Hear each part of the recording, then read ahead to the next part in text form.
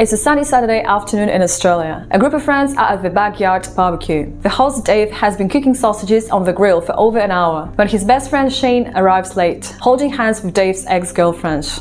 Dave freezes, but only for a second, when he forces a big smile and says loudly, "No worries, mate. Plenty of food for everyone." For the next 3 hours, Dave keeps smiling, calls Shane chump and legend, but gives him the burned sausages on purpose. Every time he says "all good bro" or "no dramas," it drips with hidden anger. No one speaks about the obvious tension. Everyone just keeps repeating "no worries" and pretending everything is fine.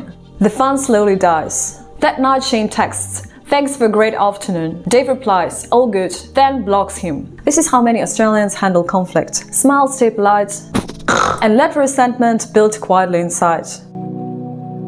Emma has just received terrible news.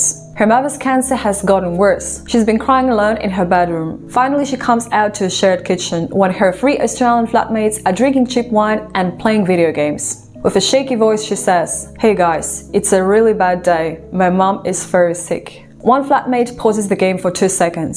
"Oh, that's no good. She'll be right. No worries." Another one adds, "Yeah, chin up. Want a drink?" Emma forces a small laugh and says she's okay. She goes back to her room alone. No one checks on her again. 3 weeks later, when her mom dies, the group chat message says, "Sorry for your loss. We're going to the pub if you want to join. No pressure." Emma watches their Instagram stories full of emojis and sending love. She feels completely alone. Somehow people often offer support with nice words, but disappear the moment things get emotionally heavy. Mark has been working extremely long hours, covering for his boss who is always having family emergencies, which usually means playing golf. When Mark finally speaks out politely in a team meeting, asking for help or a pay rise, the boss smiles widely. "Mark, you are an absolute gun. A legend. We couldn't do it without you, mate." Everyone else nods and calls him a weapon. Mark feels good for a 5 seconds, then realizes the compliments were just a way to shut him up. Later, Mark takes stress leave. They send a message. "Get well soon, legend. No rush." Then in the office kitchen, they complain that Mark is no longer a team player. Priya moved from India to Australia 2 years ago. She says back home, when something is wrong, people argue, cry, hug, and try to solve it openly. In Australia, she quickly learned the rules are different. When she tried to speak directly to colleagues about being left out of important projects, the reply was, "Priya, you're being too sensitive. It's all good. No worries." When she confronted her housemates about rude jokes about her Indian cooking, they said, "Relax, we are just joking. You are too intense." Now Priya has learned to smile on the outside and say no worries, even when she's angry or hurt inside. The more she acts like local, the more lonely and invisible she feels. Last week, her mother called from India and asked how she was really doing. Priya automatically answered, "Yeah, good, no worries, mom." Then she cried for a long time because she realized she had become exactly like her flatmates. The famous Australian no worries attitude makes life feel relaxed and friendly on the surface. It stops small problems from exploding. Everyone calls each other mate and stays polite. But the dark side is real. Emotions get pushed down, real problems are never discussed, and loneliness grows in silence. Would you agree or disagree with that? Please share in comments. Australians themselves joke about this culture, then crack open another beer and change the subject. So next time someone tells you no worries, remember, it often means exact opposite.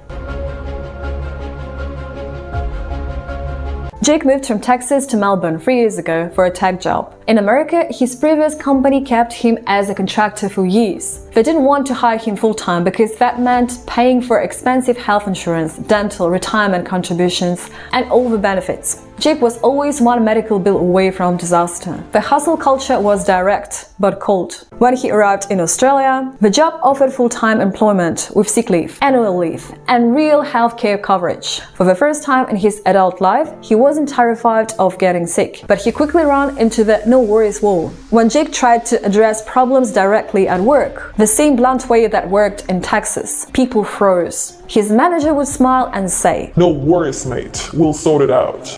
Nothing ever got sorted. Work piled up. When he pushed harder, the passive comments started behind his back. Americans are so full on, always complaining. The real test came when Jake's father passed away back home. He told his team he was struggling. Instead of awkward silence like he expected, 3 Aussie colleagues actually showed up at his apartment with beers and takeaway food.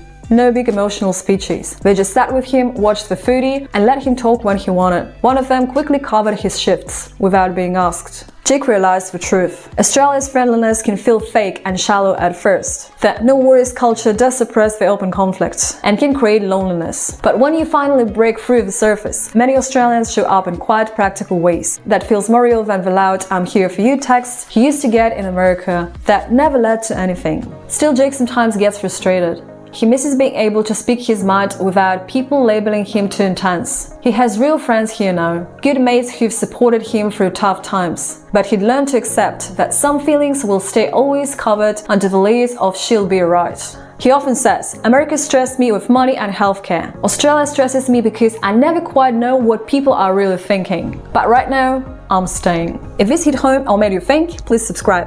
I'm dropping more stories like this, and if you can, chuck a few bucks my way on PayPal so I can keep making them. This is a tiny channel with no monetization yet, so every little bit genuinely helps. Link in the description. Thanks, legends. No worries.